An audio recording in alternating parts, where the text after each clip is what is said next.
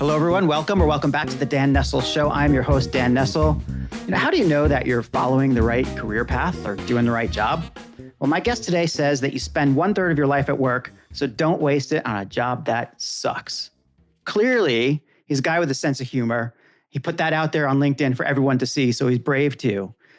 And I know that humor and that courage is going to come through in our conversation today. He's a theatrically trained, tech-savvy entrepreneur, career management expert, the author of Find Work Worth Doing, a killer book that I have to freely admit, folks, that I haven't read yet, but I have in my hands. Please welcome to the Dan Nessel Show, my friend, Jason Mutzfeld. Jason, how are you, man? I'm doing great. Thanks for having me. And good to see you. I'm so tempted to, with that glowing introduction, just to talk like this in my name is Jason, and then, yeah. But I'll let myself out. You will be you. You will be I will yourself. be me, not a character. So. Well, some voices might not be out of character for you during the course of this thing. Yeah. But Jason and I met a couple of months back, not too long ago on LinkedIn, as many of my recent friends are. Being that you're stuck at home and being that we're still in the middle of this pandemic thing. LinkedIn is about the only place you can meet people, to be honest with you. But it's been wonderful. We hooked up maybe half a year ago. He and his lovely wife, Michelle, who run this amazing company called Mutzfeld Career Management. Mutzfeld Career Management. We're going to be doing, I'll announce this right now. We're doing a little rebranding here in the next couple of months. Yeah, because you're not the only person. My last name is Mutzfeld, and everyone says, my best friend that I've known since 7th grade still says Mutzfeld. So... And in German, Feld means field, so it's not incorrect. It's not that far off, but it's not exactly right either. But Michelle introduced me to you, and here we are. I did a podcast for you, so you're doing it for me. Maybe it's something. This is somewhat of a pod swap, I suppose. Probably. But look, we got really into the idea of creativity, of using creativity at work, of how to bring creativity to your life. And that got us talking a lot about how that folds into career management and what that means to people who want to have meaning and do things that don't suck, essentially. And that's all going to come out, I think, in today's conversation. But first, warm welcome again to Jason. Let us, tell us a little bit about yourself. Like, how'd you get to where you are? This whole theater thing and how it led to IT and entrepreneurship. Give us the story. Well, it's weird. My journey to entrepreneurship started when I was in high school, and I picked up a copy of Entrepreneur magazine, and I remember the profile. It had like a weird purplish sort of. It might have been one of the original issues. It was so old because this was back in the Reagan administration, for pity's sakes, and it talked about Popeye's fried chicken franchises, and it talked all about franchising. And I was entrepreneurship. What the heck's an entrepreneur? What's that? How do you even pronounce that? Because that was not a thing back then. Now it's a legitimate path for your career. It's an actual major. Can I just stop you there, because that is a question I do have, because I always say entrepreneur. Yeah. And some other people say entrepreneur. And JLD, John Lee Dumas, always says entrepreneur. Like he really kind of sits, like it's the nya sound going on there. Where do you land on this whole entrepreneur? I speak standard Midwestern slouch, which is when we butcher words. We supposedly we have a very linguistically neutral accent, which is not true because we just tend to mumble. And I grew up on the border of the vowel shift, the Midlands vowel shift of Midwestern, very plain, misspoken Iowa, Illinois, and Michigan and Wisconsin. And my mom was from Connellsville, Pennsylvania. Oh, goodness. So Jens in Pittsburgh, what's here? This is, I talk like that sometimes. Oh, my goodness. So, I could go either way. Honestly, I had a coworker once who was German, and she taught me a very important lesson, which is foreigner-speaking people who were born speaking French, foreign to us, and I mean, everyone's foreign to somebody. People who speak French, people who speak Swedish, they don't like it when you don't speak their language exactly 100%. We're very tolerant of it in the States. People who immigrate to this country or visit this country, and they speak with what we call broken English or English weird accents. We actually find that endearing usually. Yeah. But entrepreneur, it's French, so it's probably neur, I would guess. So, but I say entrepreneur. Thank you for that little journey around the whole Yeah. pronunciation of ewer or newer. But I didn't mean to interrupt you that much. So No, that's you're saying you picked up Entrepreneur Magazine and you're going somewhere with that. Yeah, and on my family, we were a perfect mix of blue collar people, and we had some people who had worked their way up the corporate ladder, and they were vice presidents in companies. And I always emulated my Aunt Dutch and my Uncle Floyd and my Uncle Glenn, who were executive types. And I always knew I wanted to do something like that. But as my father told me, he says, work with your brains, not with your back. And he says, and don't go into the military because you don't follow orders well. I listened to my dad to a point. I went to college and I studied theater because I knew I wanted to do something creative. Creativity is a gift that I think everyone has. I don't think it's just limited to people who embrace it. I think everyone has it in some form or another. Mine expressed itself, as you can tell, in storytelling and being a raconteur, if you want to use another French word. I like that one too. I did speech in high school, and so I did a lot of theater. Got out of theater, and this was in the internet had just been invented. The World Wide Web, had just been invented. Tim Berners-Lee announced it the year I graduated, and multimedia PCs started to become a thing. So I thought, well, I want to work in AV. I don't want to work necessarily. I want to do a little television, radio, things like that. So I went to Best Buy, of all places, to get a job. And I'm like, I want to work in your video department because I'd worked before in a store like that, selling TVs, audio equipment. Do you know anything about computers? We need somebody to sell computers. And 25 years later, I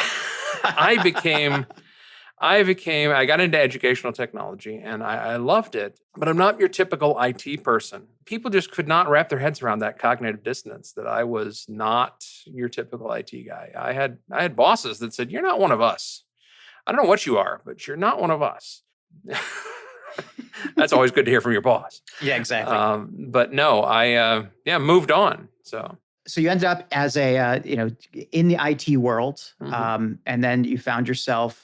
So your boss basically said, you're not one of us. Is that when you decided that you're going to just strike out on your own and do your own thing? Or did you struggle along for a little while longer in the corporate world? I struggled on a lot longer. There's a predilection amongst, especially Midwesterners, to, if you have a good job, you don't ever leave a good job. And in the book, I write out 10 misconceptions that we need to get over. And one of them is you never leave a good job. Well, and that one I learned the hard way, that I had a career in IT and it paid well and had good health insurance. And it really worked on a brain level. It worked in a rational, cognitive level. But there's a second level to all of us, and that is, our heart, our dreams, our passion, our soul, our creativity. And the spine between that is our strengths, is our character. And it connects those two things. And when those two things are out of sync, you're not really truly showing the world your true character. You're hiding something.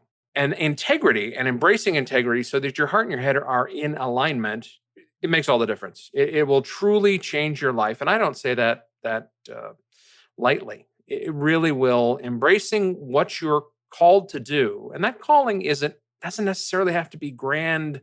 I'm going to be an astronaut. Well, no, not everyone can be an astronaut. But there's lots of things you can do related to space. You can even just live your life dreaming of space and being a space enthusiast and do whatever pays the bills. You can make that difference, but knowing what you want and what you have to do, and making them work together in harmony makes a big deal. You're hitting on so many really very topical points, things that have been in my mind and actually on my lips recently. Not just from the podcast, but also just in day-to-day life. There's a lot of talk now because we're coming out of hopefully the end of this pandemic. And by the time this airs, by the way, this will be out in June or July time, I think. And hopefully we'll have that purely, 100% in the rear mirror, we hope. At least, many of us will be back to somewhat of a social and interactive life. But at this point in time, we're not. We're still working remotely, working at home. And it's been over a year, and we've been thinking a lot about, the why of it all. Like, what the hell am I doing? What am I doing with my life? What's the point of all this? And, these are conversations that you have with yourself, and you have with others, but certainly you have with yourself probably a lot more than as you get older, you have a lot more than you had before. I think it's just my experience anyway. Like, as I find that conversation would happen, Mhm. once in a while when I was younger, but, once every 15, 20 minutes. But when I got to a certain job, that I ended up leaving, I think that bears out actually when you look at the data. I mean, Generation Xers, and us. Zennials, Mhm. that's us, people 35 and up, all the way up to 60, 65, the late Generation Jones and the late boomers. Mhm. We worked too long at stuff we didn't want to do. And this pandemic, this liminal period, this next normal we're going into changed all that. Yeah. We suddenly got a taste of freedom. In a lot of ways, right? And Mhm. I feel like I got a head start on it because before the pandemic and before the job before that and the job before that, like, I mean, we're talking a while back. I think I went through something that something similar to what you are saying about, where I had a good job, great benefits, a lot of freedom, pretty much, trust of the organization, that kind of thing. Rumor had it that I was moving up. Who knew? You never know those things. Sometimes people just, basically blow smoke up your ass until they just to keep you happy. I was really good at getting my boss promoted. How's that sound? That's right. Yeah, my boss did get promoted while I was there. But no, anyway, I had a great job. A 4-minute commute, right? I mean, come on, right? We're living in a world where people are spending hours on trains and Mhm. planes and cars. So, it got to a point though where like just some things were not jiving with me. And I started to like on a daily basis just question what I was doing. And Mhm. that started, you can't hide that for that long. I mean, you can for a while, but then after your boss confronts you more than 4 or 5 times saying, "Is everything okay?" Oh, At yeah, that some old point, chestnut. you're right. At some point, you're just like, yeah, everything. But look, I have maybe it's integrity or honesty to a fault, but I can't hide things that well. Yeah. So, I left the job and I left a good job for nothing else. Like I just for a chance. Mhm. I had some ideas, but I didn't have anything on paper. I Mhm. didn't have a real, next step at the time. I just knew that I would shortly. Mhm. I had faith in that. It turned out to be a little bit of it turned out to be quasi true. I say quasi true because I did get a job almost immediately, but it was not the way I expected things to happen. And, my big entrepreneurial adventure at that time just never went anywhere. But I ended up getting another job, which was a good job, which I left. And then, Yeah. so it goes on because not aligned with where your heart is, right? Where your purpose is and where your Exactly. why is. I had 2 entrepreneurial endeavors before this one, and yeah, they're side hustles that went pretty much nowhere. So why is that? It's because if you're doing your own side hustle, you'd figure that you are, or your own entrepreneurial adventure, you figure you're following either your heart or, something like Mhm. that. No, Did you hit the proverbial, or not the proverbial, but you hit the E-myth situation? yes, yeah, you hit the E-myth, you also hit the fact that money is a lousy motivator. Ah, yeah. We think it is, and when you're younger, money is, and that's part of what I talk about in the book is relevant to all age groups. But Mhm. I worked in educational technology, like I said, I worked at higher ed with a lot of college age students, and I helped mentor them write their resumes. That's how I really got into career coaching, long before I ever went out on my own. I worked a lot with that, not in the career center way, but working with actual technology students. And at that age, you are relying so heavily on skill, and skill translates to money. If you have a skill somebody wants, they will pay you money for that. Mhm. And as you get older, not only does this wear thin, as you crest 40 and your brain starts to shift, Yeah. and you no longer have the ability to keep up. that's Well, that's in some something I ways, discovered. Yeah. yeah, in some ways for sure. Yeah, in a lot of ways. And as you get older, you start to not care about keeping up as much. You should at that point gravitate more towards a management, a leadership role. And if that Mhm. becomes hindered in any way, and they start saying, "No, I need you to do this job, stay in this cubicle, and stay put, stay in your lane," it's going to wear on you. And that will Yeah. truly wear you down. And it's a fight that you're having not just with your boss, you're having it with yourself, and that's Yeah. no good. No bueno. Well, and so if you're an entrepreneur and you're having fights with yourself, clearly that's a recipe for great success. Yes, yeah, that's true. Because entrepreneurship that's a bootstrap and a Mhm. solopreneur. There's so many different variations of this. I mean, Yeah. entrepreneurship for me has never been about venture capital, and a true entrepreneur will build a business and then flip it for profit. And I like to put a little more heart and soul into it. Hmm. So, but I do know the E Myth, and I preach it extensively. I know I have a bunch of friends who are business coaches. I will, if you are thinking about starting a business, get that book. Yeah. Because you want Yeah. to build a business, not a job. That's right. You don't want to have that entrepreneurial seizure, which I think, many people have when they start something new. No, I was just going to say, and in a lot of ways, all careers are entrepreneurial. You work for you. I You may love get a that. Yeah. W-2. Your taxes maybe come out of your paycheck before you ever see them, so you don't pay the estimated tax to the government, and you get health insurance, group health insurance. You get all the benefits, the fringe benefits of being employed as a W-2 employee.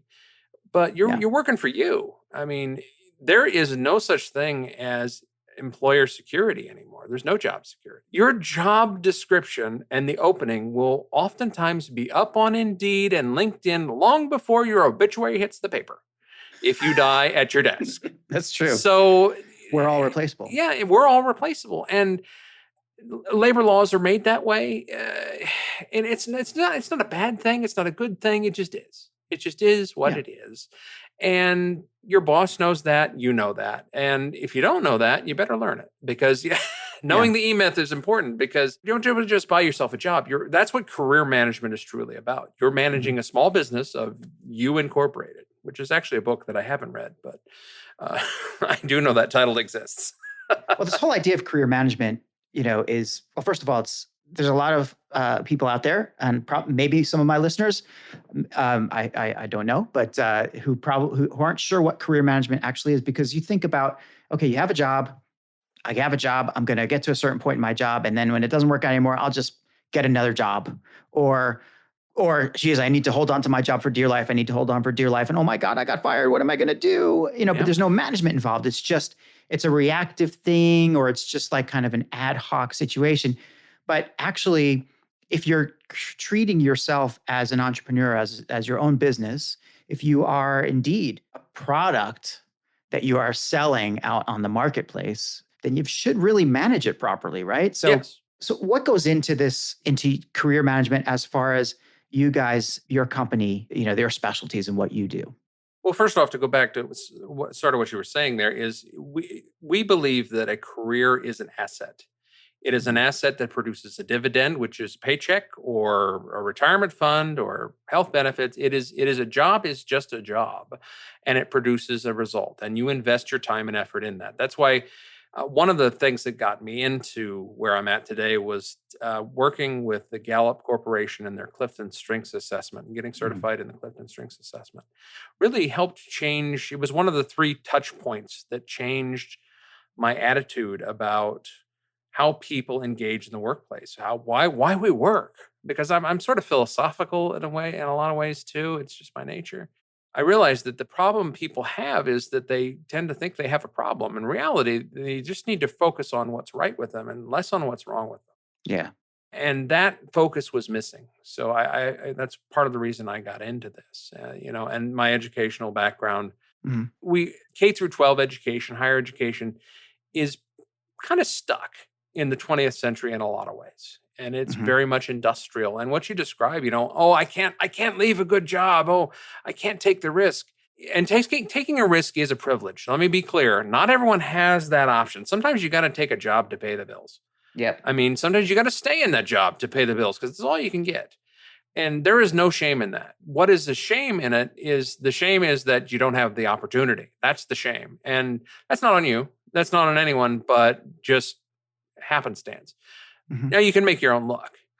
Now, when we approach a writing of a resume, we deal a lot with, like I said, with Generation X. That's our big market right now, because they're the sort of Yeah. people who have the resumes, they have those leadership resumes. And what we do differently at Mutzfeld is, instead of just being a resume copywriting service, a resumil, as we call them, Mhm. you can get a copywriter to write your resume. You give them all your particulars, and they'll write your resume for $50. Boo, woohoo, big deal.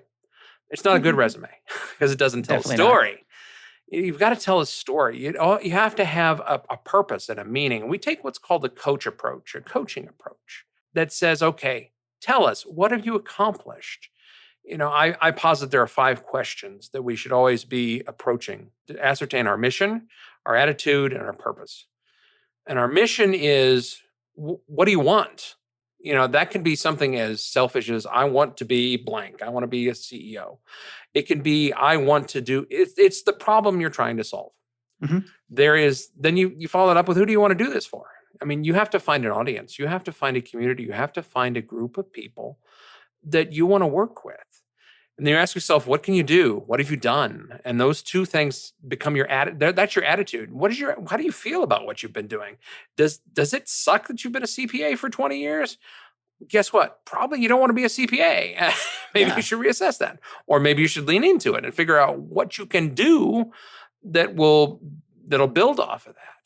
And that determines the trajectory of how your resume is written and what we coach you on. And then finally, your purpose.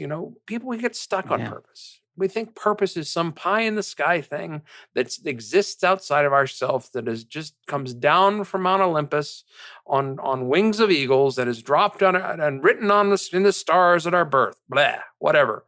Purpose. Exactly. Look at the word purpose. It just means, what are you trying to do? What is your goal? Mm-hmm. And that's where baseline coaching comes in. You're talking the GROW model. You're talking a SWOT analysis. You are talking, true performance, human performance improvement, HPI, something I studied heavily in college for my graduate degree, not for my theater degree. Different sort of performance in theater degree. I was thinking about that. HPI. But I went to Purdue and studied learning design and technology because I always said, how do you get people to do things? That's was always the problem I ran into in IT. Users would never do what you wanted them to do. They would always do what they wanted to do. And they would never do what they're told, because nobody, myself included, wants to be told what to do. So how do you tell them in such a way that they want to go? How do you tell people to go to hell so much that they want to look forward to the trip? Start digging. Yeah. Keep digging. So that's, that human performance improvement, HPI. And that is really all about, what are you trying to accomplish here? And what is the transformation? And we take that approach when we write a resume. We ask the questions that say, all right, what are you really trying to do here? Because a resume is just a tool. A resume is only one thing that we offer. We offer interview coaching, negotiation coaching, career strategy. And I'll even do the coaching of, I don't know what I want to be when I grow up. Yeah. Life exploration coaching. All that is available because you have to truly look at this as an important project. And projects have to be managed. They have to have a strategy. They have to have a plan. They have to have a timetable. They have to have metrics. These are the things that you need to run this business that is your career, because that's what's going to keep your asset going and keep your ass going. Ironically, I just invented that. I think I might write that down. It's recorded for posterity. Okay, Jason. There you go. All right. Copyright. Copyright Jason Mutzfeld. Yeah, exactly. Listeners. But you can use it. Yeah, okay. You can use it. Yeah. So that ultimately is how we approach it. That is the differentiator that we use. So here you are, you're managing your career, and hopefully you're working with somebody like you, or you. What are the typical signs that it's time to go talk to a career management coach or a career manager? Well, it's interesting. Like I said, a resume won't get you a job. A resume is a living document. One of the best things you can do is get your resume ready before you ever need it. Most people wait too long saying, I just got fired. I need to get a resume. Oh, I just had a fight with my boss. I need to get a resume. Your resume should always be updated. Even an entrepreneur who owns the company should have a resume. What you're doing is you're keeping a tally of your accomplishments and all the things you've done, so that, for example, you might be asked to be on a board. We do a lot of board resumes. We want you to volunteer to be on the board of directors. Send us a board resume. A what? Most people don't know. Yeah. So we write stuff like that. And it's all about, what have you done? What have you done that has produced a result? They always say on LinkedIn that there's your unique value proposition. I do X for Y, which produces Z transformation. That's a big spine that should be in a resume as well. But most people will just laundry list their job descriptions, which boring. Your resume gets 10 seconds of review. Your resume is also a networking document. That's another big thing that we preach here at Mutzfeld is networking. Your job, 80% of 85%, I think the statistic, it changes and might be different now that we're where we're at in society and in the business world. Networking is what's going to get you a job. Now, you should always apply for jobs when you find them online. LinkedIn jobs is great. Indeed, Monster, all that stuff. Yeah, hey, there's a job you might be interested in. I'll send them a resume. Chances are that's going to get read by a robot and maybe pushed through. It has to be written a certain way to get pushed through. That's another thing that scares the socks off of people is these applicant tracking systems. And resumes have to be written in such a way that they can get past that robot, that you can run around it and get to the right person. Yeah. But an easier way to do that is to know somebody. You don't have to know the person that you're sending the resume to, but you do need to know somebody who might know somebody who knows somebody. Oh, yeah. Yeah, it's all about organic networking. And it's not just the formal, hi, I would like to get a job. It's not robotic like the old BNI groups, at your local chamber. It's all organic. There's a lot there to unpack, but the idea that getting a job or moving to a new point in your career, as it were, is such a personal thing. And it's one of the big stressors, right? Marriage, kids, moving house, job, right? I mean, so it's crazy that you think that, okay, I'm going to submit a piece of paper or 3 8x11 size digital, kind of prints of my career history to some machine, and that's going to be a life-changing decision. Yeah. Which is really crazy. So I've gone through that process. Many of us have, maybe almost all of us have, but when you step back and think about it, it's like, wait a second, I'm trying to get married and I'm talking to a vending machine. It's ridiculous. So shouldn't I be actually, trying to find the people and actually getting in front of people? And the answer is, of course, always yes. And as it turns out that no matter how good these ATS systems get, applicant tracking systems get, there's still a majority, maybe a shrinking majority, but a majority of jobs are still done by old-fashioned press in the flesh, or I know this person, or I know that, let's get a referral. A lot of that's become digital because of LinkedIn and because of other social media, but still the fundamental principle is, do you know somebody who can fill this role? And that ultimately leans into the fact that human beings are human beings, and being human can't be replaced by an algorithm. Yeah. I hope there will someday be a semi-backlash or a swing back on this reliance on algorithms, because there's way too much bottom line automation. When you I'll give you an example. You've called a tech company and you've been routed to a call center that, regardless of where they are in the world, they don't necessarily have the power to help you. Yeah. Good Lord. You know how that is. Yeah. You call Duluth Trading Company, the clothing wear. If you call them, there's an odd chance somebody might pick up the phone and say, "Hey, this is John. Thanks for calling Duluth." And you're like, "Well, wait a minute, what?" No, there's no AVR. There's no blah, blah, blah, blah, police press, blah, blah, blah. No, you get a human being. And Imagine. it's being the value of being human is what's going to protect your job from the robots coming after it, because anything that can be automated can be automated. I mean, there's people out there there are AIs that'll write your resume. There are coaching apps that will coach you on anything. But there are those there are chat bots that'll go through like minimal coaching exercise with you. And I will tell you, I was duped recently, and I knew I was being deceived. Like I knew it, but I decided to play along the game because it was so skillfully done. I got a text message. Never heard a voice, right?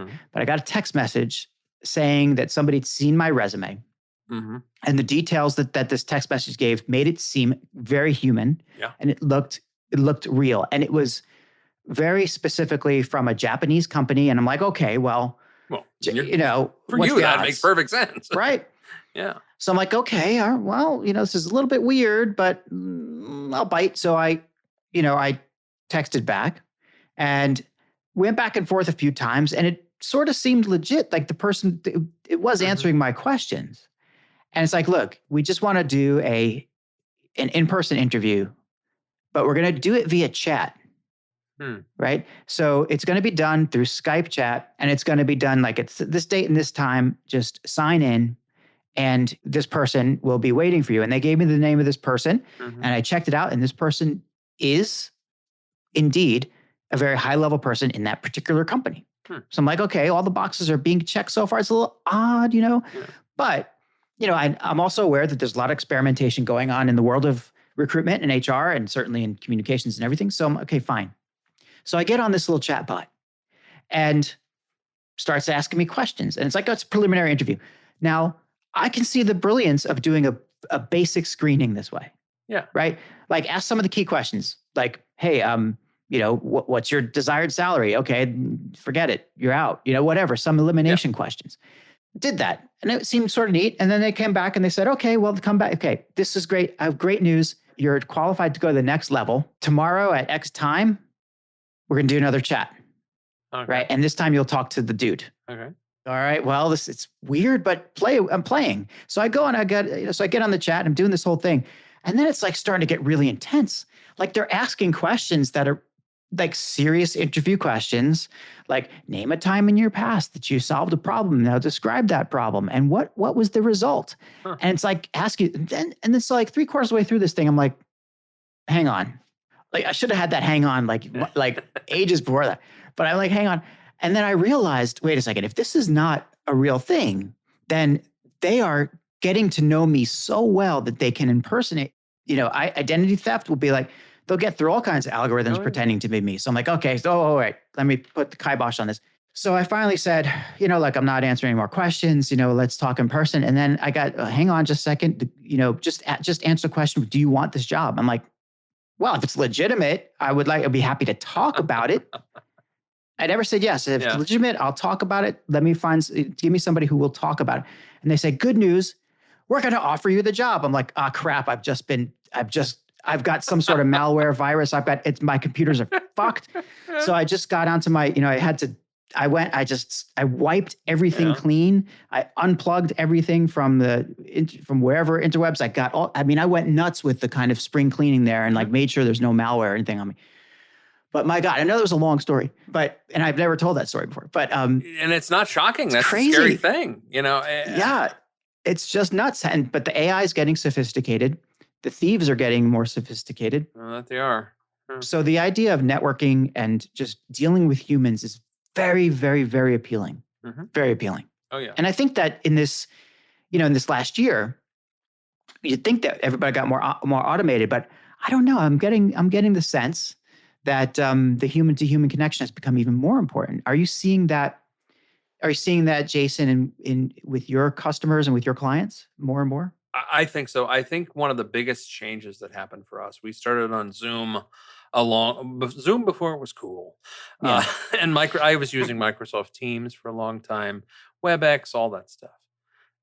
And there's just something about people have gotten much better about Zoom. I mean, there are people of all ages that are Zooming, and there's Zoom fatigue. I get that but that's just, let's face it, at the end of the day, that could also be meeting fatigue. That could be just normal.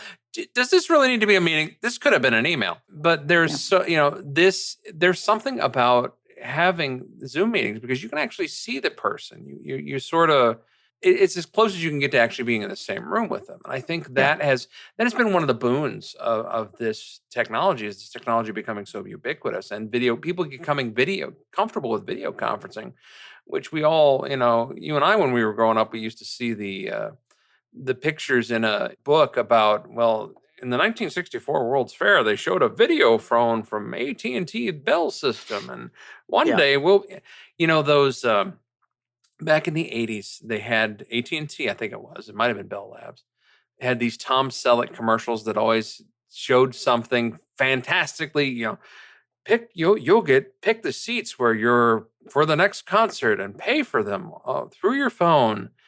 Think it's amazing? You will. And he always ended with "you will." And those "you will" commercials all turned out to be real.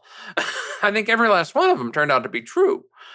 Slight variations. And I think technology has made a big inroad in changing how society works, not only in North America, but Asia, around the globe. It has truly, good Lord, if you go to Europe and Asia, I mean, they're light years ahead of us as far as the adoption of technology. In some ways, Someone. we're Mhm. ahead. Yeah. So Yeah. everyone's got a little bit of little piece of the pie. But technology was supposed to bring us closer together, but in some ways, it's brought us too close together.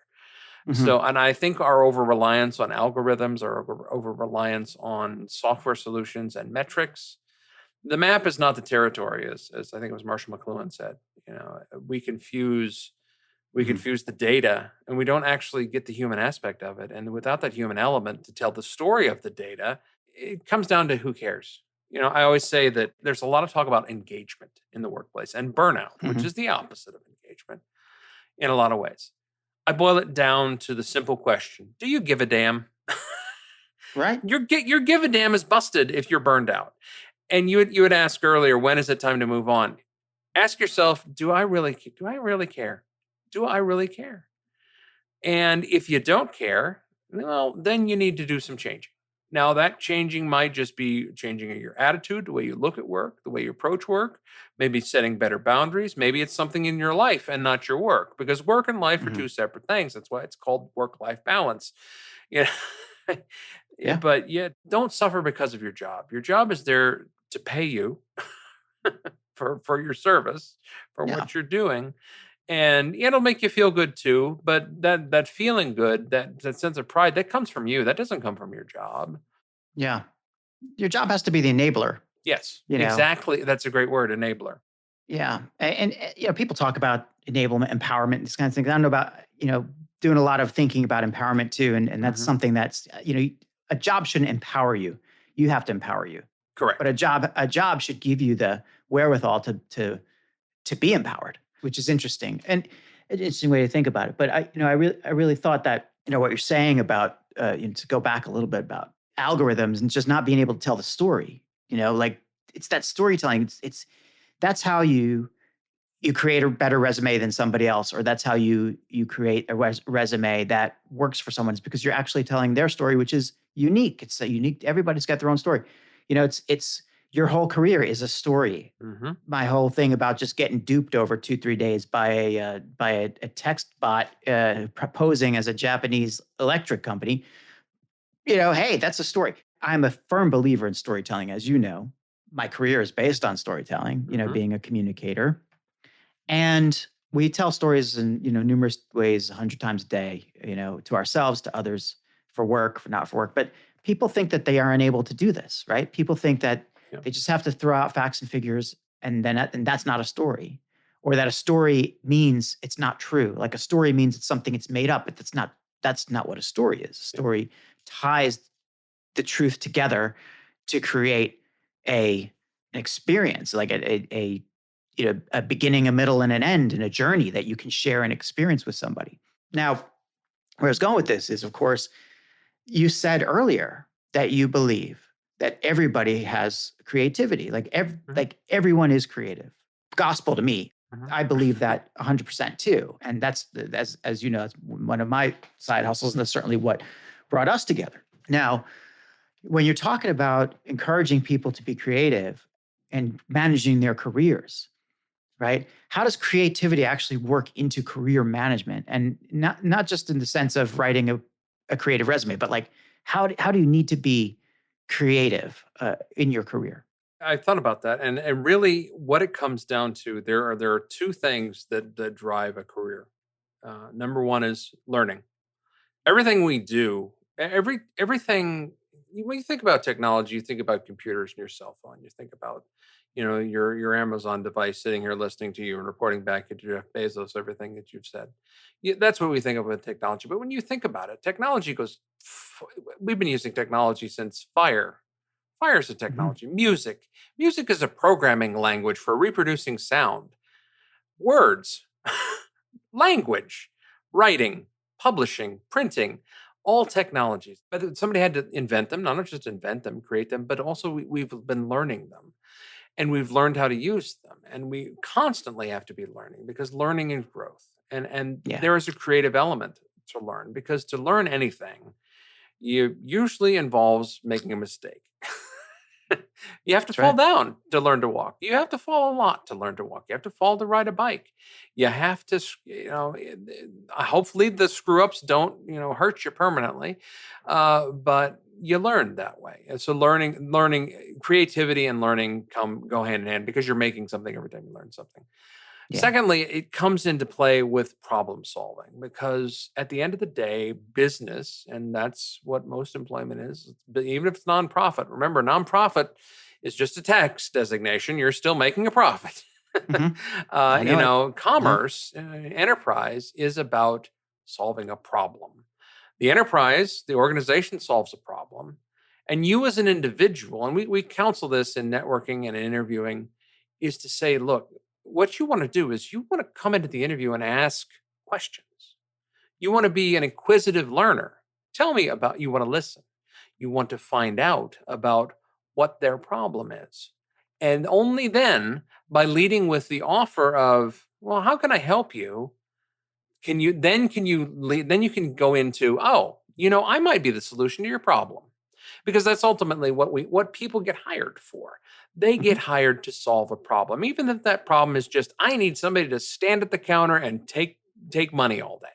Yep. And you're a cashier. You've solved a problem. Hmm. Now, the more complex the problems, the more value you can bring to the employer because you might start solving problems and suddenly you're on a management track. Or suddenly you've been moved to a different department. Hey, you're good at this. That's leaning into your strength. And that is truly where that creativity comes from. Because not everyone can be expressive. They can't always be persuasive. They can't be analytical. Everyone has different strengths. And organizations exist simply because everyone is unique. We all have the same similar abilities, more or less. And Hmm. that's a generalization for sure. We're very flexible, but we have different temperaments. People are better at certain things than others. I'm Yeah. very good at being expressive. I'm very good at talking. I'm not good at math, which is ironic because I was in technology for so many I was years. gonna say. Oh man, I can program. The logic part of it, not a problem. The Uh-huh. clerical accuracy, not very. Yeah, you'd be surprised. Uh, yeah, exactly. Which is funny because now I'm an editor. I edit resumes, but that's different. Because that's That's my different strength. words. It's different. The Yeah. difference is words. So I lean into that strength, and I can be creative in that way. And organizations, my partner Michelle and I, we have very. I should also be fully. We're married, so. It's Yep. interesting. We work together and we live together, and she hasn't And killed you're me still yet. alive. And yeah, I'm still alive, and got another 40 years to go. It's because Yeah. we're both Gallup strengths focused, and we focus on the idea of letting go of ego and really focusing on what can be done about a problem. We take a very pragmatic approach to our problem solving, and that has got us through a lot of arguments. When we realize, Um, I'm just being dumb here. Let, let's stop here and let's listen to each other and see what's going on here. yeah, doing the Strengths Finder. Well, is it called Strengths Finder still? Or is it Clifton called Strengths. Yeah, Clifton yeah. Strengths? They Right? named it after. They renamed it to name it after Jim Clifton. They changed the name over time. I did the Strengths Finder, whatever, 7 or 8 years ago, a little longer. But I can imagine doing that with your spouse, and then like saying, "Okay, I get it. You are a woo, whatever thing you are. So I understand. Go, kind of be that person you are, and I'll figure out." But then, like, I'm sure if I did that with my wife, she'd be like, "Stop managing me." It's Well, like, are you managing me now? and you would Yeah. suddenly have but knowing each other's strengths like that, you would suddenly have a framework for, oh, well, the reason did you think that, and the reason you say that, and the reason I approach you like that is because I'm leaning into this strength. Oh, the reason that she does that is because she's more. Michelle said that when she first saw her strengths years ago, she dismissed them. She says, "Oh, I'm just a cheerleader." And it turns out that, yeah, that's what she said about Yeah. herself, about her own strengths. Mhm. And then she discovered that that's not what that was about at all. And she started embracing them. And it really made a difference. And now for me, I know Yeah. when I did my Clifton strengths, I discovered this ability to. I'm very much a person of the mind. I'm stuck in my head. I'm a strategist. I am an intellect and input and the entire arc of history and all the moving points. And I started to understand, Yeah. oh, this is why you can't finish anything sometimes, because you're just Well, bright and shiny. It's not actual ADHD. It's strengths ADHD. well, yeah, you've put it out there on your LinkedIn in profile. You've got ideation, strategic input, empathy, and adaptability. That's exactly what you're saying. Yeah, You in know, it's no surprise. another life, I was a military general. Uh, then I did my ancestry.com. Turns out I've got a lot of those in my family tree. So it turned, so. Yeah, I don't remember what my 5 were. I remember I had the woo. So just talking to people and influencing, and certainly, strategy. I was also heavy on the strategic side of things. It was really interesting because we did the Strengths Finder, and it clearly said that I was, an idea guy, a thinker, somebody who liked to talk to people and be kind of I don't know if it was the front of an organization, but certainly, somebody who liked to, make things happen between them, a connector kind of thing. And there was nothing in my strengths that said I really love detail, or that I should be the guy to go and do like the roll your hands up and shut the world out and, number crunching type of work that drives me batty, right? Yet that very job that asked us to take Strengths Finder then proceeded to sort of ignore my strengths and put me in, like, ask me to do more. And that was clearly off of my plate. It doesn't mean you can't do those things. But it was clear to me why I didn't like doing those things.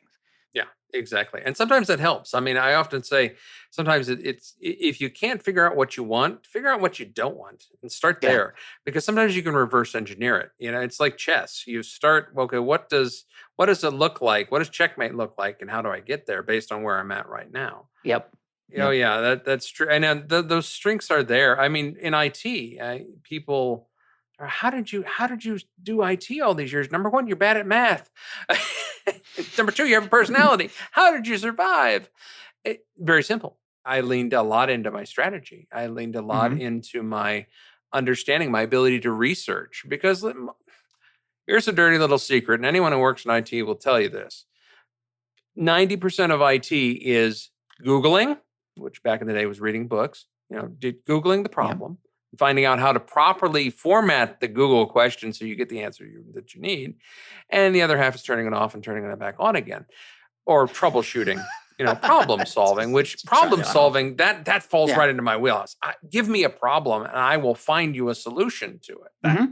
That's how I thrived in it, and thrived Yeah. in it for so long. And then when that started to be Mhm. taken away from me, that's when the job became a slog. I hear you. I like to build, right? And building means sometimes that's a big problem solving task. So when it comes to, let's see what has to be done in this particular, communications team, or, we have a task ahead of us that we need to support the business and do something, right? But we don't have anything in place to make that happen. So then I'm like, okay, now I've got a puzzle, right? I've got a puzzle. I don't know what all the pieces are yet, but I'm going to find all those pieces. And then I'm going to do a lot of creative thinking and figure out a way to address that problem, because when there's nothing there, you have to make something. And creativity is fundamentally the art of making. And that's why I think I love that part of my work and my career and even my job now. I mean, I'm always kind of, I'm in a very strategic kind of role at this time, and putting things in place in order to, solve big problems. And sometimes you got to identify those problems to reverse engineer what needs to get done. And that is really rewarding to me anyway. And no math. Oh yeah, totally. And that's a lot of what we do, is we truly get into a person's problem and help them solve it. Because when we're taught in the standard American educational system to do a job, to fill a Mhm. role, and a role is only part of it. And well, what do you do for a living? Well, I am a garbage collector. Well, what do you like to do? I'm a garbage collector. It's what I do. It's a function. Well, you're not a robot. Right. If you enjoy driving a big truck, and that massive arm that picks it up, you might enjoy the mechanics of it. You might enjoy driving around in the mostly fresh air, provided you're at the front of the truck and not the back of the truck. uh, Yeah. Or perhaps you take pride in the Yeah. fact that you are making the world a cleaner place. Yeah. Or maybe you just Whatever take that is. pride in a hard day's work. I mean, there Yeah. is absolutely nothing wrong with that. That's the entire 40-hour week for a living blue collar lifestyle. And it's sad that in America we put that down. Yeah. The skilled trades, we don't write resumes for people who are plumbers and pipe fitters and steam fitters, things like that. But my dad was a journeyman electrician. Mhm. My wife's dad was an auto mechanic, and her mom cleaned houses. My mom did bookkeeping. Skilled trades are important ways to earn a living, and we truly don't salute them enough. We Hear, always hear. we always think that careers are just, well, you're climbing the corporate ladder and you're the guy in the suit. Well, no, everyone can have a chance to do work that's worth doing, and work Yep. that's worth doing. You just find whatever that meaning is. And if that meaning is just you get a paycheck and you pay your mortgage and pay your light bill, that's your meaning. Take pride in it. Absolutely. Yeah. And Yeah. if you want to go farther than that, and you want to have that, and you can be on a mission and still you can be ambitious but still be satisfied. And too Yep. many people get ambitious, but they get ambitious for the wrong things. Get ambitious for that level of satisfaction. And if you need to be pushed and you need to get more out of your job than just a paycheck, you got to own up to that. Yeah. Clearly. I mean, I think is missing from a lot of that. A lot of people who just are not, maybe they don't see the value of hard work, or they don't understand, they have they're running a false narrative in their head that they have to put on the suit and go. Part of it is a lack of understanding of purpose, right? There's the janitor story at NASA, right? I forget who it Yeah. was. Maybe it's apocryphal, but janitor at NASA, somebody asked him what he does. He said, I put people on the moon. Yeah. Right. The janitor. And that is clearly a person who understands the purpose of what they do and ties what they do every day to a much grander purpose. When I worked in higher ed, that's how I got through the day. It was like, Yeah. look, I am helping people learn. I am helping Mhm. adults and young people get degrees that are going to make their lives amazing. And that's what I do. And I make all these systems run, and I make them hum. And I got to teach and mentor a lot of great guys and gals. It was fantastic. And that it truly fed me for a season, and then it was Mhm. time to move on. Yeah. It's the difference between need to, have to, and get to, and want to. Yes, that's a great way to look at it. That's been on my mind recently because I did a recent podcast with a fella named David Taylor Klaus, who talked about that, who put me on the hot seat and got me to that point where I was like, oh shit, I'm saying need to, but really what I'm saying, what I do, I have to want to do it. And to be able to discern between that, it's a mindset shift, right? Do you need to get to work, slog every day, or work whatever your job is? Do I need to do that? I have to do this. I got to get up. I have to do it. Or are you of the mindset that kind of, look, I get to go do this and feed my family, or put a man on the moon if I'm the janitor at NASA, or make the town beautiful if I'm a park ranger, or a garbage person, or whatever you are. There's a way to look at what you do. That's not to say you should sit back and accept what you're doing if you're not enjoying it, and if you know that at your heart it's the wrong thing for you to do, right? Going back to what you said earlier, Gallup talks about job fit. And Job fit. it's the right word. If your shoes don't fit, if your underwear doesn't fit, you're going to have a bad day. clear. Yeah. Job fit, same way. Yeah. Which is why it's incredibly important to find work that's worth doing. Exactly. Right. Now, Yeah. I'm not we don't have video going for my listeners, but I am holding up Jason's book, Find Work Worth Doing. We already talked a little bit about the misconceptions, and we only talked really about one of them. Maybe we covered a couple more of them. But I hope that during the course of this conversation, my listeners got a good idea of who you are, Jason, and a little taste of the way you think, so that, look, when you start to read the book, Jason's humor and straightforward thinking, and the misconceptions, the other 9 misconceptions, in case you're curious what they are. Yep. They're all in there. The 5 questions are in there, and the half of the book is actually also a guide for how you do your how you write a resume, how you prep for an interview. It is truly a handbook. I tried to write it in such a way that you could just pick this book up and glean something out of it. So, because I like books that are easy to read. Well, yeah. You don't have to be looking for a job No, not at all. for this to be meaningful to you. It was Teddy Roosevelt who said, far and away, the best prize life has to offer is the chance to work hard at work worth doing. And that ultimately, was what inspired me. There's also another Mac McAnally. He writes songs. He wrote "It's My Job" that's sung by Jimmy Buffett. Jimmy Buffett made a hit out of it. It was his song though, Mac's song. And he says, jobs oftentimes suck, but the quickest way to a job that sucks less is to take pride in what you do. And that's ultimately what the mission for me has always been about, has been, if you just don't be a cynic, don't just woe is me, because I was also brought up, oh, life, the work is a grind. No, it doesn't have to be. Just change your thinking about it. And that's all I want to do, is just offer you the option to change your thinking. And it's interesting you said that, because I was just thumbing through the book, and I swear, totally random, I cracked open this book on page 63, which starts Reconception, a New Model of Work, and takes those 10 misconceptions and gives you new ways to think about them. It's a mindset situation here. Yes, it is changing the way you think about what you've got.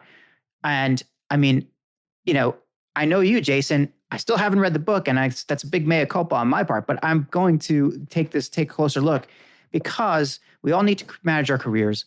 And it looks fascinating. And I like the way that you've set it up as a mindset journey. So, on that note, we sadly are kind of at the end of our time here. It's really flown by. I always love talking to you. People, you can find Jason at Merfield. I said that wrong again, didn't I? Yeah, don't worry about it. Merfeld.com.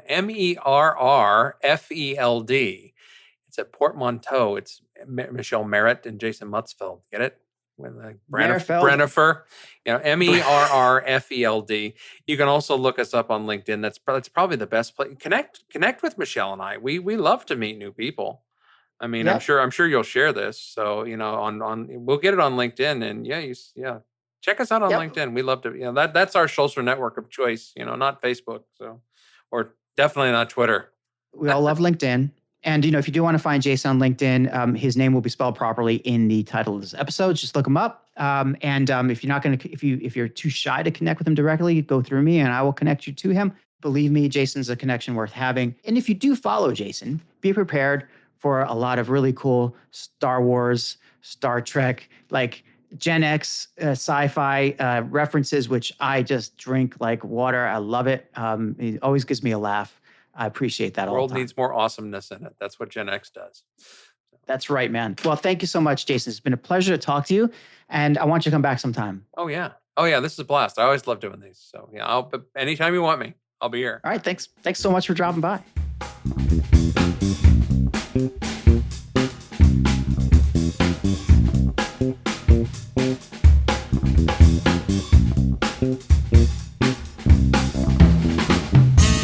If you enjoyed this episode of The Dan Nessel Show, please head on over to iTunes, Spotify, Google Podcasts, or the podcast player of your choice to subscribe, rate, and leave a review. And please don't forget to spread the word. Thanks for listening.